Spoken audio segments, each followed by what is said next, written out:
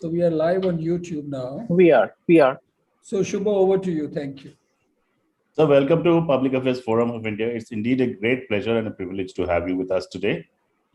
And especially since last week, early this week, we actually heard that India has shot up to rank 10 in the cybersecurity compared with 49th, which it previously held. We are feeling a little excited. I know the topic is very sensitive, but the excitement is there among all of us. I have spoken about PAFI, so has Ajay, and so has Ishtiaq. I'll skip that part. You understand what PAFI dialogue is and what it aims to achieve. I'll straight, sir, get into welcoming you with a very brief introduction about yourselves. So, ladies and gentlemen, our speaker today fits the ideal description of a soldier scholar. And I'll explain why. On one hand, he has served the Corps of Signals for 41 years. His last stint there was as the head of Army Cyber Training Establishment for 3 years. On the other hand, he holds an MTech degree from IIT Kharagpur, an MPhil degree in management, and a PhD in information security metrics. He had also held a brief stint as the chairman of a listed electronics company. He is the National Cybersecurity Coordinator in the National Security Council Secretariat of India. He is there to ensure that a secure and resilient cyberspace prevails in the country. Today, he's going to speak on cybersecurity in the new normal. Please join me in welcoming Lieutenant General Dr. Rajesh Pant, the National Cybersecurity Coordinator of India. Welcome, sir, and the floor is yours. Thank you, Subho, and good evening to all the listeners and viewers of this very exciting program. Normally on a Friday evening, there's a restaurant called TGIF. People are just waiting, to start their weekends. And here we are on a very serious dialogue. But I must compliment the organizers for timing it very well. As Subho was saying, this new ranking that has come out has really, emboldened us. And some of you may not know the background actually, what it is and what goes behind it. So since Shubha mentioned it, let me start with that, and then I'll come to the, the forest and the trees and the branches and the leaves of cyberspace. So the Global Cybersecurity Index 2020 that was announced 3 days back and also mentioned by the Prime Minister in his Digital India speech yesterday, is the official measurement of basically 5 pillars. It is a year-long exercise. In fact, there are almost 153 questions that we had to answer, and for every question, you have to give proof in terms of web link and actually show them as what has happened on ground, etc. So, it's an iterative process and it goes up and down, etc. So, the first pillar is a legal pillar. And they check whether the nation has some form of cybersecurity regulation, what are your data protection regulations, what are the critical infrastructure regulations. So even though our present PDP bill is being examined by the JPC, but it helped us that we had the Sri Krishna Committee, we formed the draft, and it is now in the final stage of parliamentary approval. The second pillar is the technical pillar, where they check what are your active cyber incident response teams. And are you engaged with your regional cyber incident response teams like the APEX CERT? And also, what are the child and online protection reporting mechanisms that you have in the country? So they go after the technical aspects. The third pillar is the organizational pillar, where they see your national cybersecurity strategy. And this is where our draft strategy, I can say, on which we've been working for the last 2 years, that came in very useful because we had put out a portal and sought the views of all the stakeholders. So it was proven that yes, we have the draft ready and it is now with the parliament. Then they also see how many cybersecurity agencies we have, etc. The fourth pillar is that of capacity development, where they check as to what are the cyber awareness initiatives that you take, what are these cybersecurity R&D programs. Of course, nations don't reveal much in that. And then the national cybersecurity industries that you have. And finally, there is a cooperation aspect where they measure the cybersecurity public-private partnership. And this is where the industry comes in. And this is one area where I think we need to have much more progress from my office, and we will be doing that. Earlier, we used to have these PPP meetings. And of course, then they say the bilateral agreements that we have, and we have bilateral agreements with about 15 odd countries on cybersecurity, and finally the multilateral agreements that we have. So this is how the measurement takes place, and a calculation is made, and you'll be glad to know that we were 10th overall amongst 194 nations. USA was first, UK is second, and in the regional Asia-Pacific region, we were fourth. So that is a good note to start on. So let me, since I'm talking of at a global level, let me start as to what is happening at the global level in cyberspace. In the sense that if I take a space station view, the first thought that comes to mind is that cyber security is a global common.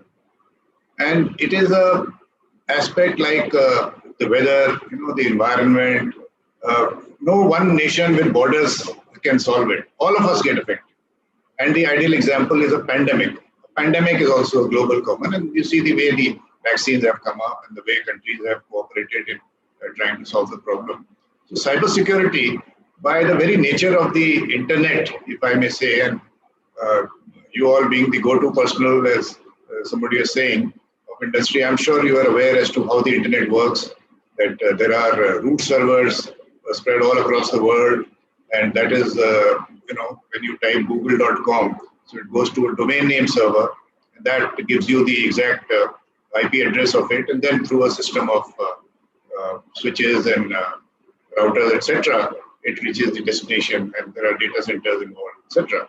So it's a global common. Even if I have a cloud of some company which is located in, let's say, Mumbai, it is more likely that its disaster recovery site is in another country, or its backup is somewhere else.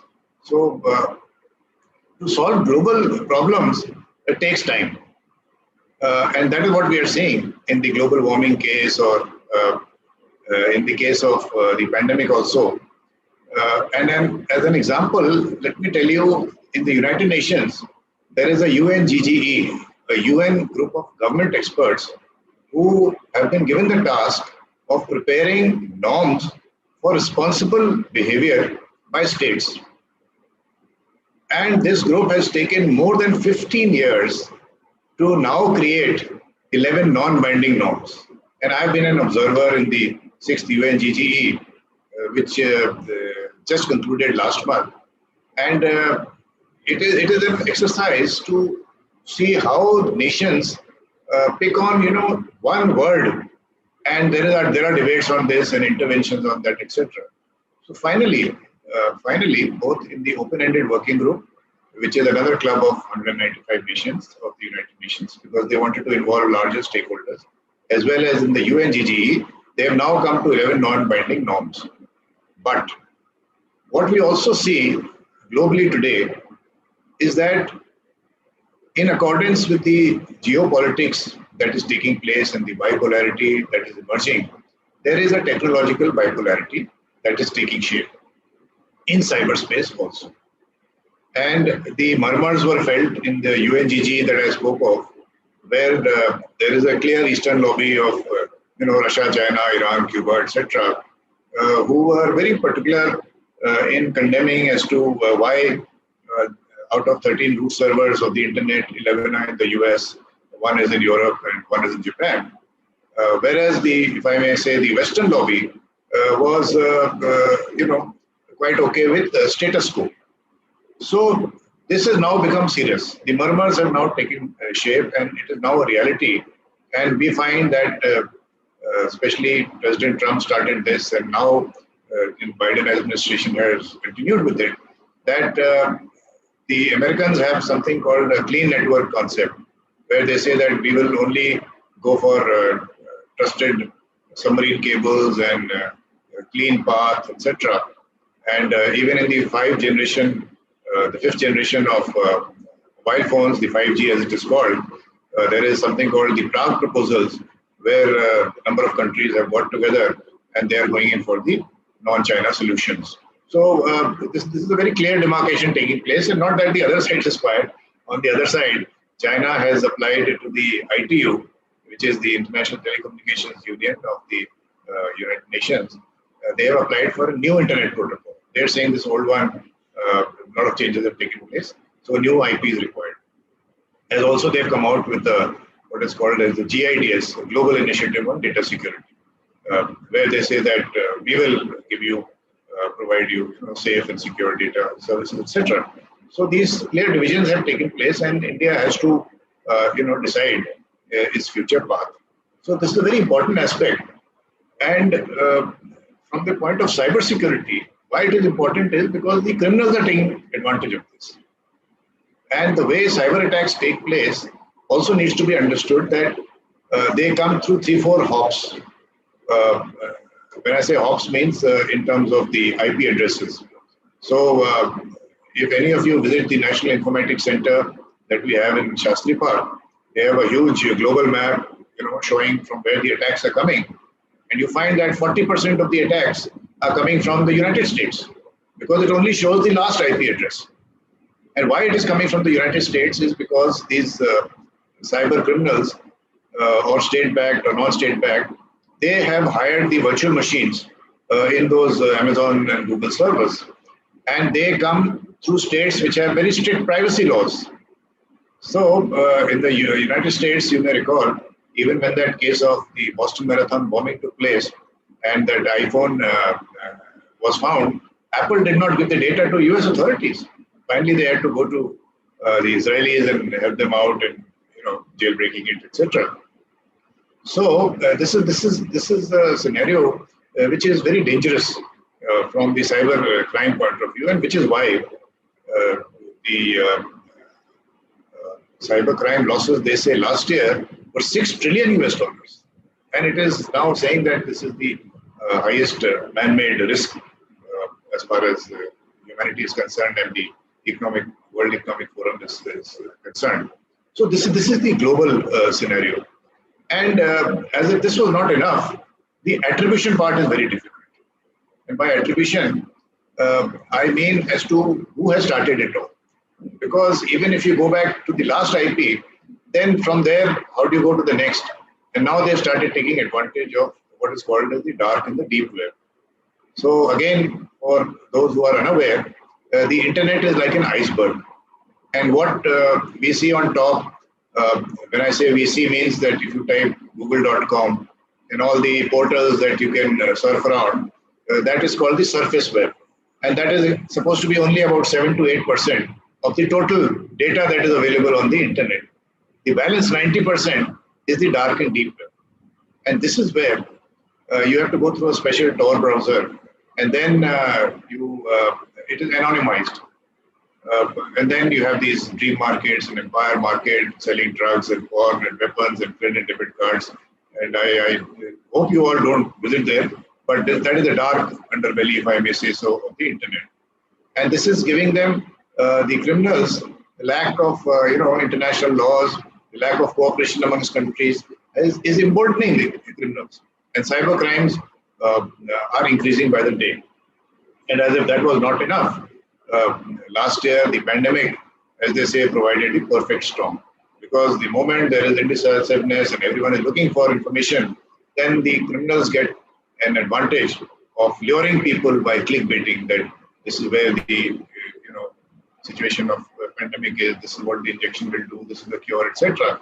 And the moment you click on that, then the malware gets inside, and then identity theft and a lot of other things take place.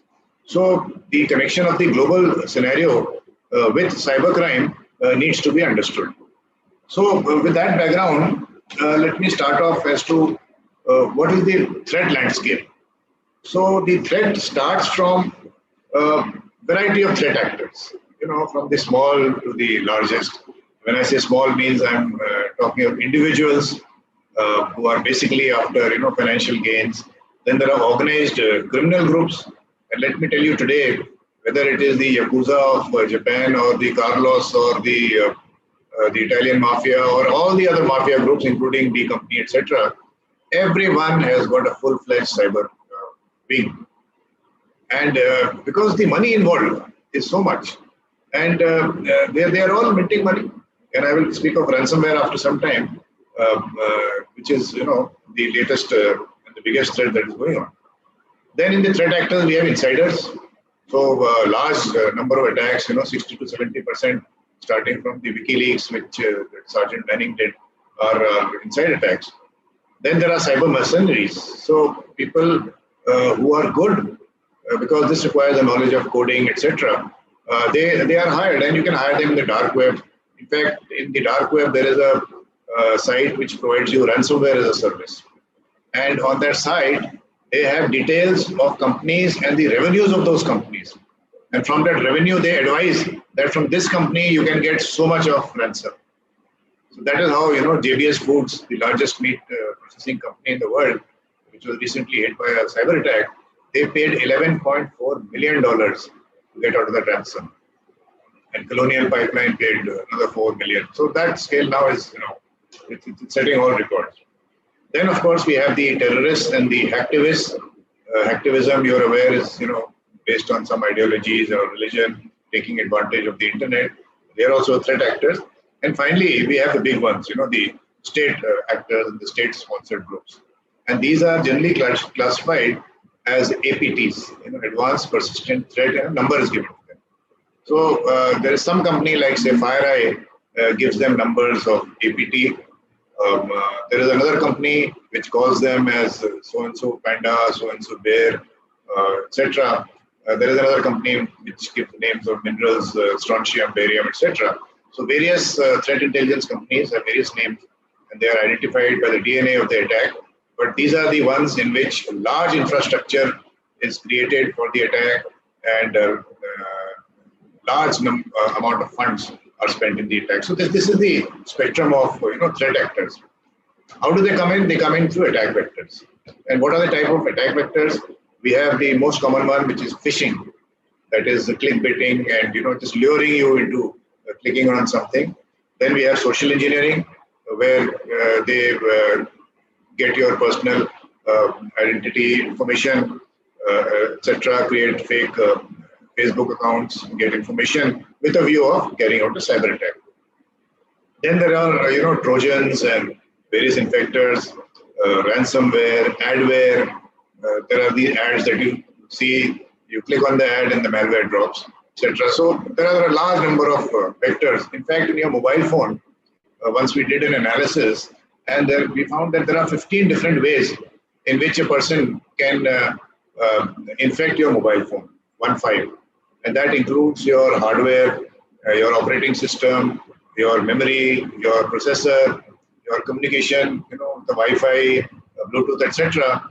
And if your Wi-Fi or Bluetooth is on and you're walking in a mall and someone can just pass by you and through that Bluetooth or Wi-Fi, he can insert malware, things like that.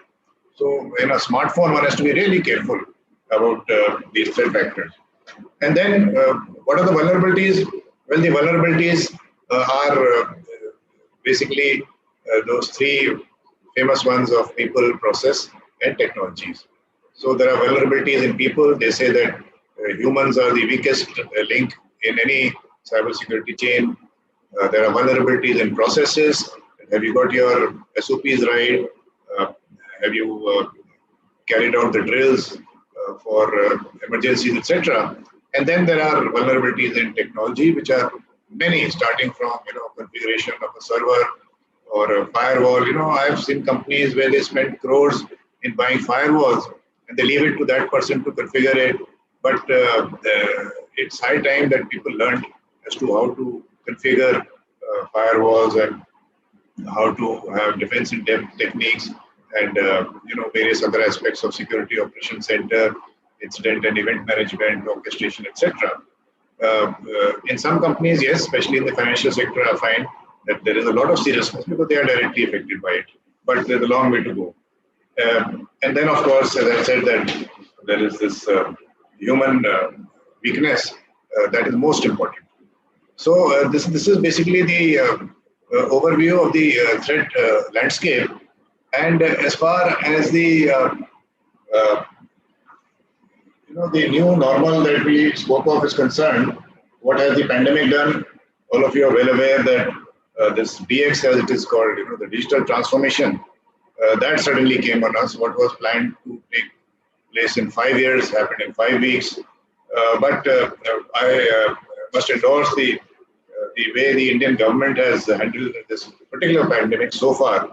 I think the clarity of the Prime Minister, starting from the early March lockdowns, 1, 2, 3, 4, then the unlock, and we've had major problems, the farmers' agitation and the migration, but still the government has kept its balance, and I really admire some ministries like METI and DOT that provided the platforms and the infrastructure, as well as the Ministry of Health, Ministry of Home Affairs, which headed those 9 committees that were formed under the National Disaster Management Act.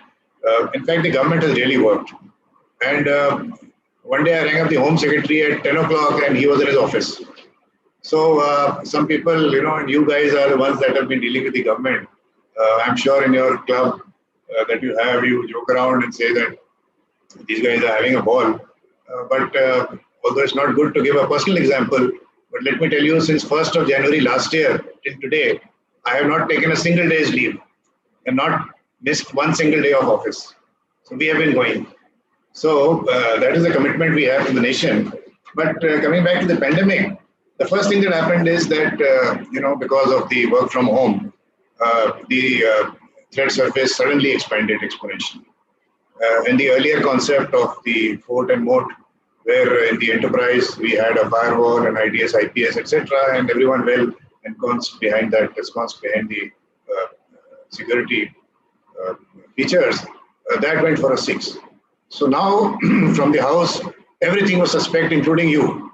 Are you the person who works in the factory? The device that you're using, is it infected? What is the other software that it has? How do you access your home Wi-Fi access system? Is that secure? Because that's very easy. Mostly it has an admin password. And then from your house, there's an aggregator in the building. The switch is there. From there, the network of the internet service providers. There were loopholes everywhere up till the enterprise. So that was the first big headache for a cybersecurity professional. And I must admit that the way the industry has reacted and created solutions has been brilliant. Absolutely. I mean, the concept of zero trust architecture that has now come out and which is being followed by most good companies, the concept of identity and access management, where multi-factor authentication is used, and including biometrics, etc., to ensure that you are the person, and various other aspects came out. So this is the first impact that came, that the threat surface spread exponentially. Then let me tell you that cybersecurity, from the Indian government point of view, became an essential service, like the police and medical, etc., because there was a gazette notification which said that during such emergencies, only the following persons are allowed to go out and do their job, etc. And when we found that our name was not there, we immediately rang up the Home Ministry, and they included us as part of an essential service. So that is one major takeaway that came out, because the main reason was that while the government had these platforms, but the computer emergency response team like CERT-N and NCIPC and NIC, etc., they all had to function to provide the security. And since these personnel had to be at their desk, this was as important as any other service. Then I found that suddenly, while the industry, of course, went in for the solutions, but some of the sectors who were affected also immediately created their security operations center. And as an example, I will give you the Ministry of Power. What I found in the last few months is that suddenly they have woken up and they have created the sectoral certs or the CSIRT as it is called, Cybersecurity Incident Response Team, for all their various verticals. And they have these 4-5 verticals. They have one for generation, they have one for transmission, they have one for distribution, and they have one for grid operations. So there is a CERT which is there. Even in the generation, they have for hydro and thermal separate. Nuclear, of course, is separate under the DAE, etc. So all these cyber security incident response teams came up. The capacity building was done, has been still going on in the last couple of months. In the power sector, I can tell you, and this especially happened after that rumor went around on the 12th October Mumbai power outage that there was something wrong that had happened. So this sector, I'm giving an example, which has really, come alive as far as cybersecurity is concerned. Then another aspect of the pandemic was that we suddenly felt very short of cybersecurity professionals because the demand went up. Even today, there are shortages there. And somehow, in our last cybersecurity policy of 2013, we had set a target of 5 lakh cybersecurity skilled personnel by 2018. But that never happened. Even if it happened, I don't know where they have gone and what is the qualification that they have attained. So these are things that we are now, tackling on a priority basis. Then, as they say, there was a perfect storm for cybercrime because of all this confusion that was going on. And cybercrime went up by 500%. Because in India, the numbers are very large. We have, as you are aware, about 660 million internet users, 1.1 billion smartphone users. The National Informatics Center, which used to handle 3 crore emails per day, suddenly came up to 7 crore emails per day. So with these high numbers, the number of attacks also becomes large. So we are one of the top 3 attack countries in the world, by the way, as far as cyber attacks are concerned. Then there was a problem of supply chain, both in terms of hardware as well as software, and the impact of the software supply chain. Some of you must have read the SolarWinds case in USA as to how the attack vector used this time was an update of or a patch that comes out at frequent times to the software that was already installed in about 18,000 installations. And that also was part of the network monitoring system. So the Orion software that was being used had access to the entire network of the 18,000 companies. And this is probably one of the largest and one of the most dangerous cyber attacks that took place. And they're still, working out the impact of that. Then in the pandemic, this aspect of misinformation and disinformation. Actually, disinformation is the right word to use because in disinformation, the intent is there. Otherwise, misinformation may be by mistake or something. So this disinformation aspect also become very important because of this whole confusion that was going on. And then, of course, there were a lot of data thefts because while the vaccine was being developed, these research institutions got attacked. Everyone trying to, especially from these countries like North Korea, etc., trying to find out the vaccine details. And then, of course, there is the China factor, which all of you are reading about. So what did the government do? The government has taken a couple of initiatives. Firstly, you will recall that on 15th August last year, probably for the first time in the history of our nation, the Prime Minister uttered the word cybersecurity from Red Fort. And he, highlighted the importance of cybersecurity on society and an economy. And he also mentioned, his exact words were that एक नई रणनीति बनने वाली है, जिसमें हम सब इकट्ठा करेंगे, अलग-अलग इकाइयों. So that is the new national cyber security strategy that we have been working on. It is scheduled to come out this year. It is lying with the cabinet for approval. And this is the one that actually handles the entire, ecosystem of cyberspace in our country, if I may say so. The vision of this strategy is to ensure a safe, secure, resilient, vibrant, and trusted cyberspace for national prosperity. And then we have basically three pillars of on which we have based it: of security, strengthen, and synergize. And this propagates a whole of nation approach. It's like a guideline where we are tackling every aspect, whether it is cyber governance, whether it is data as a national resource, whether we are talking of building indigenous capability, which is very important, Atmanirbhar Bharat, etc.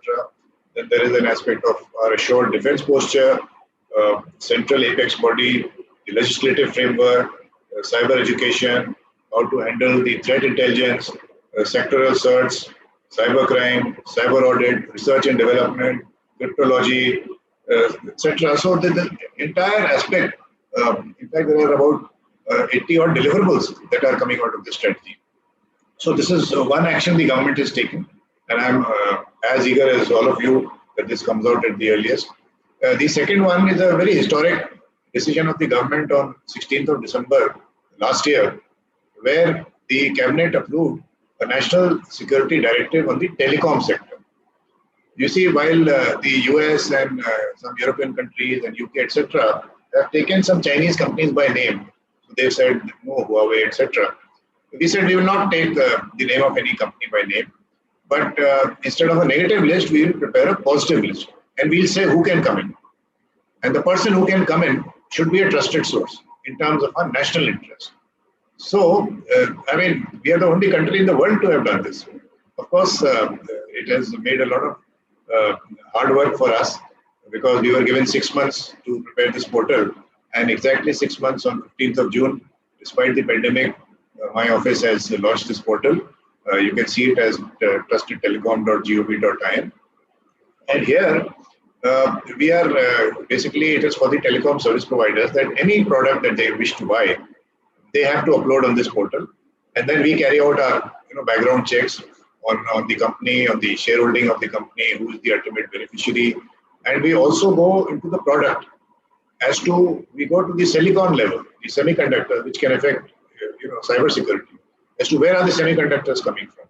So it's a very detailed exercise that is carried out.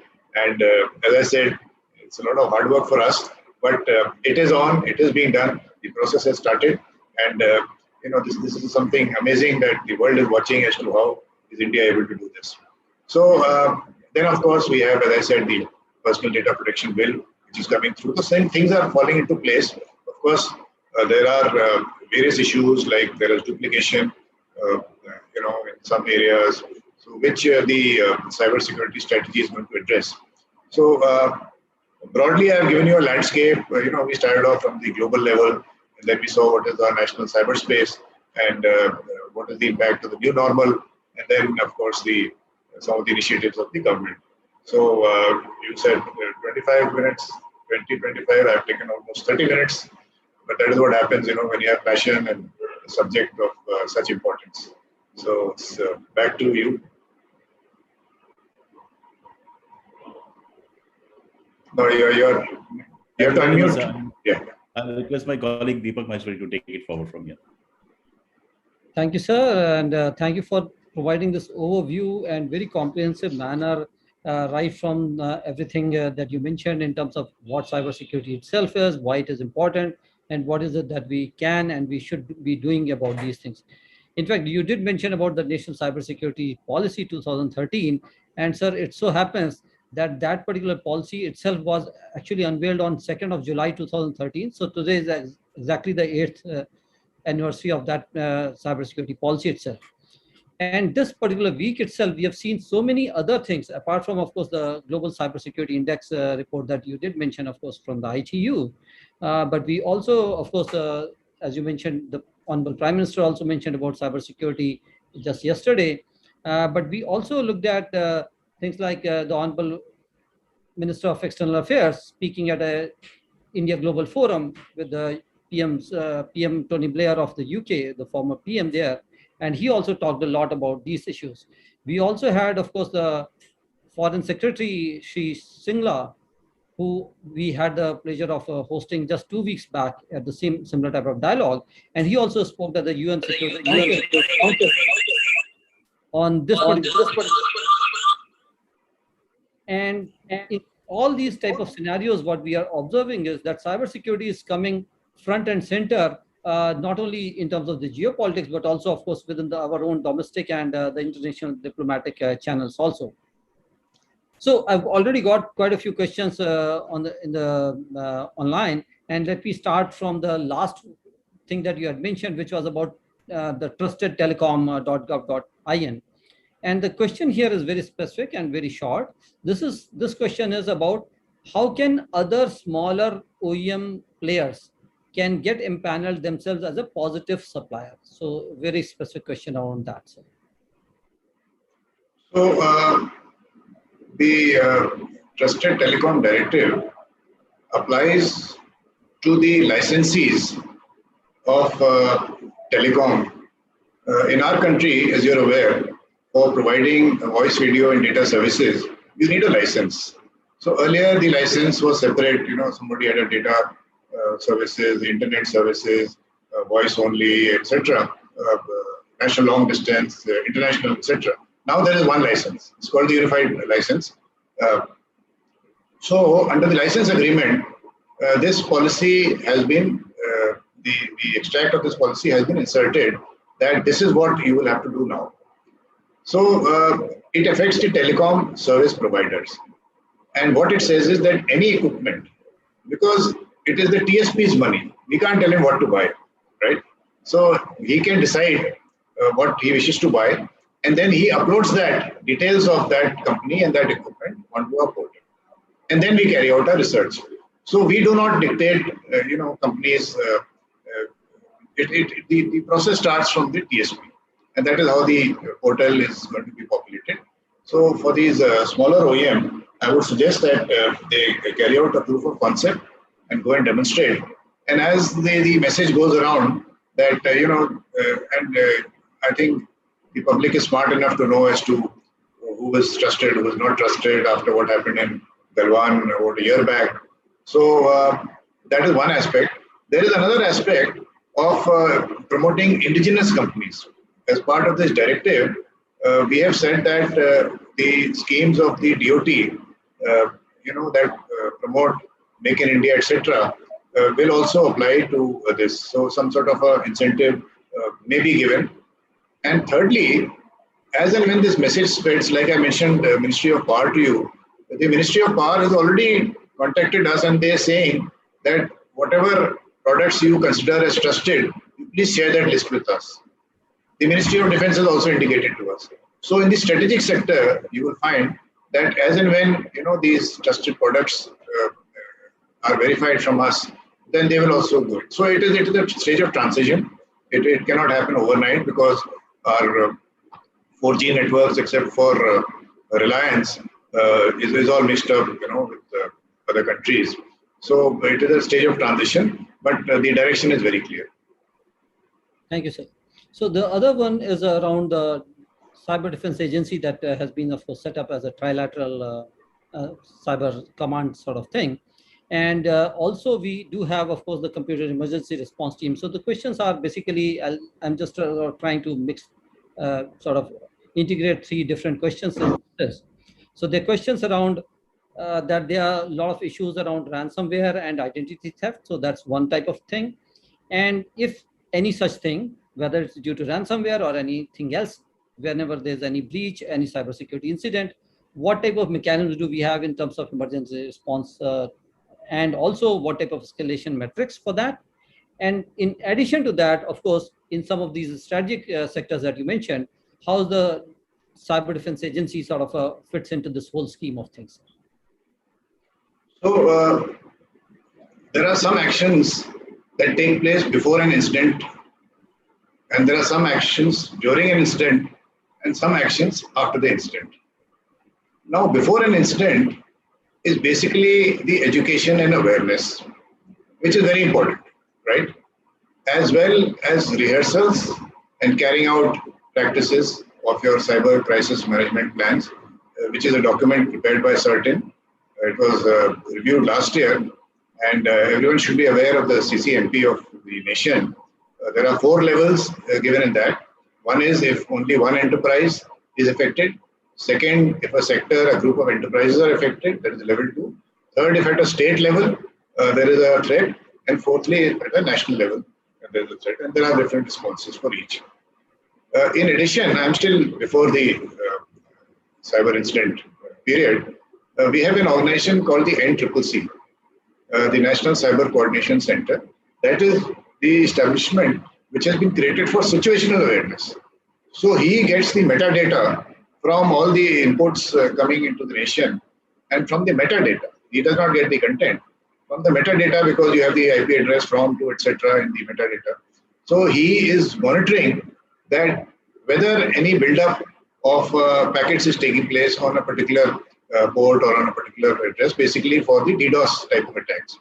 So when you bombard and barrage a particular URL with a large number of packets and bring that site down. So that is another aspect before an incident takes place. The moment an incident takes place, of course, there is an immediate reaction that you have to report the incident to the CERT, and you have your own, I'm sure every agency has its own CISO and Security Operations Center and its own processes. That's why that process part is important as to how that infection has to be curtailed, sequestered, the machine has to be taken out, and then you have to let the forensics be done by a specialist, because not everyone knows, how the disk is mirrored and how the data is to be taken away, and how especially now mobile phones, 90% of the cybercrime, mobile phones are affected. So how to do mobile phone forensics? It's a specialized job, and we have various agencies for it.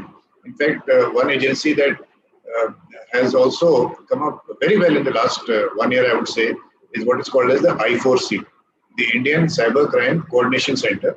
It is under the Ministry of Home Affairs, and you can go to the portal cybercrime.gov.in, and that is where all the cybercrimes are reported. And they have these 7 verticals. They have a threat analytics unit, R&D unit, training unit, and they also have a forensics. So every state now has these cyber cells and forensic units. So during the incident, the forensics is done, and then post-incident analysis is done, and the remediation takes place. So it's a continuous sort of a process. CERT is the fulcrum, and for the critical sector, we have an organization called the NCIIPC, the National Critical Information Infrastructure Protection Center, which is under the NTR. So that focuses solely on the critical sector. So you can see that the government has a good framework in place. And this came out after that 2013 policy that you spoke of. The only thing is that, from 2013 to 21, the threat surface has changed. There was no cryptocurrency earlier.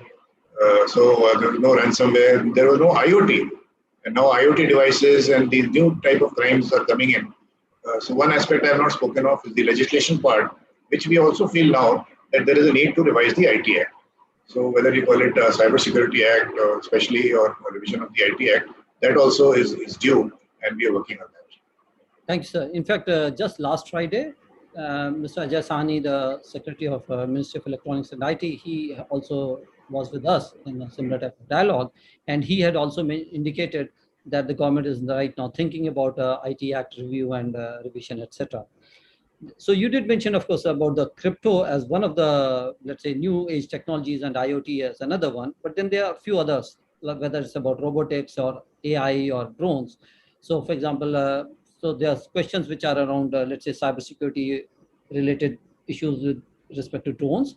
But also we had this recent report just published 3 days back from another couple of UN agencies. So this is a UN Counter-Terrorism Center and the UN Inter-Regional Crime and Justice Research Institute. So they have come out with a joint report. And this particular report, interestingly, it actually focuses a lot on South and Southeast Asia. And the whole report itself is about mitigating terror online using AI. So we did, of course, talked about drones earlier, and now in terms of AI. So when you are looking at, let's say, cyber terrorism and these type of things, so what is it that the government is thinking about doing these mitigation using these new technologies ourselves using? See, Deepak, one thing I'll tell you, whenever these reports come out, it's good to see the source. because there is also at times, some hidden agenda behind whoever is making that report. Of course, you mentioned the United Nations, so that being a multilateral organization has much more respect. But I have found that some of these institutes and think tanks, there is a bias at times. Now, having said that, these new technologies are actually being used for cybercrime also. You see, you mentioned drones. Now, this is part of asymmetric warfare. In asymmetric warfare, it's same thing is there in cyber warfare. In cyber warfare, I have to protect everything. I have to protect my network, my data, my people, my processes, everything. But that criminal has to find just one loophole. So I have to spend a lot of money in protecting everything around me. But that chap, with one vulnerability, and you can go to Shodan today, you can see the vulnerability, and we've got people still using 2007, 2000, all those old equipment, not patched. So it's very easy to get. Similar thing in drones. Now, at a national level, you have to protect the entire airspace. Now, here is the small toy that comes, and hits you in Jammu, etc. So, asymmetric warfare and that related to terrorism, this, of course, is a problem which we have been seeing over the years. And now you heard that the government has had these high-level committees last couple of days also. And you will find that, all these airfields and vital areas, vital installations now will have some systems, whether it is an optical system of a laser, whether it is the electromagnetic system, whether it is something kinetic, that is their call. But it is, I don't want to say it is part of modernization, but it is part of handling the threat. So all these new age technologies will create new types of attack vectors for these cyber criminals. And there is a lot of interrelationship because cyber, as you said, is now everywhere. It affects all of us. In fact, those domains of warfare that we have, land, air, sea, space, and cyber, of course, we stay in land. I don't know, we have not been traveling, so we are not in the air, even in the sea, except for the Navy. Space, I think only that Elon Musk will have a chance to go. But cyber is something that all of us are spending, a couple of hours every day. So cyber impacts all of us. It's getting more and more serious. And I'm, not come to the IoT devices which are there in your house and all around us. So it is something of the future that we'll definitely be always concerned with. So, sir, you did mention that 90% of the cyber crimes do entail something to do with a mobile phone. But at the same time, what we have also observed, especially after the pandemic, and as it is, of course, in a country like India, most of the users are anyway depending only on a mobile device. And now for a lot of people are doing much more financial transactions and many other things also using mobile phones. And so what are the things that are being done and they should be also be wary of in terms of when they are using these type of devices, whether for any financial transactions or talking to someone or social media or anything like that? And what is it that the government is doing in this space? You should be taking a class on that. Because this is part of cyber hygiene. Yes, as to everything that firstly social media, if you have a Facebook account, please do not open it up for the public. At the max, it should only be your friends that have access to your agents' data. And then, the data that you keep in the account, like I've got these two phones. On one, only WhatsApp is there. And that's my old phone. So, because, and only one SIM. Because if you put a SIM in a phone and register in WhatsApp, then you can take out that SIM and put it in another phone, right? And on the other phone, you do your business. And the WhatsApp, because every time you get a good morning message or some movie clip, you think it's very interesting, there may be something inside that. So at least, there are so many tips for cyber hygiene. This is what is being taught in schools these days. But what you're saying is right, because yours and mine generation, we are now digital immigrants. The generation born around the millennium, they are called digital natives. They are the ones who, type with both their thumbs, etc. So we probably have to learn it the hard way, but and it affects us more. I agree with you. So definitely, I think, at least in your PAFI club, you must take a class on cyber hygiene of mobile phones. Sure, sir. In fact, oftentimes when we do talk about cyber hygiene, and since last year when the pandemic thing happened, so I mean, we often talk about we are using masks, we are doing the washing the hands, and of course social distancing. And these are also so in terms of social distancing, we say okay, keep off the fishing type of things. When it comes to mask, use some sort of 95 or alcohol, something. and when we are using double mask, we are saying okay, this is like a second factor authentication. And when of course we are washing the hands, it's more like keeping yourself updated with software, etc. So the other question related to this, sir, is that when all these things are happening in terms of people themselves being aware, and as you very rightly mentioned, this is also part of the national education policy, and elsewhere also we are observing this. So going forward, you did mention about people, process, and technology, and this is going to be my last question at this point of time. How can people who normally they are regarded as the weakest link within this whole paradigm, how can we ensure that people in India become the strongest link in the cybersecurity ecosystem? That's a good question. And today, to survive in the new normal, there are only two mantras for every one of us. One is personal hygiene, that is to stay alive, because the second one comes only after that. Second is cyber hygiene. And we have to realize and understand, what cyber hygiene implies, because we have given you a device in your mobile by which you can send a message to, President of USA on Twitter or something like that. So it has, and of course your financial transactions, etc. So nobody formally tells us how to use this device. You go, you buy a phone, then you ask somebody in the house how to do this and things like that. So this has to stop. I mean, I do not know if it has to be part of your mobile phone purchase. Like when you have to drive a car, you need a license. So you have to go and give a test, and you can only drive a car if you have a license.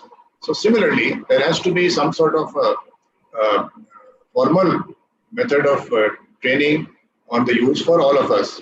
And I keep giving this example of cyber belts that one organization I had gone to, which had followed these cyber belt concept, where there was a white belt, a blue belt, a red belt, and a black belt. So the white cyber belt means that you knew how to protect your own desktop and mobile phone, and a blue belt means you knew the cyber security of an enterprise. The red belt means that you could also carry out some offensive sort of actions, and the black belt knew everything else and also the forensics of cyber. And everyone had to be some belt or the other. So in that organization, if you had an option, either you bring a paper, pen, and ledger and sit down and start calculating, or you be some belt or the other. Period. So it will have to be forced. There will have to be refresher courses, etc. But there is no other option, and why should there be? After all, it is for your own good that we're talking about. Thank you. Thanks a lot, sir, for sort of taking up all these questions. And of course, I can see there are plenty of more, but we are also conscious of the time. And as you did mention, whether it's the physical space or whether it's the cyber space, we do need to be conscious about the rules of the road, not only for our safety, but also for the safety of our fellow beings, our overall ecosystem, and of course, the country at large also. So with this, thanks again, sir, for making time today for all of us. And I would now hand over to my colleague Tanmoy for the summarization. Thank you.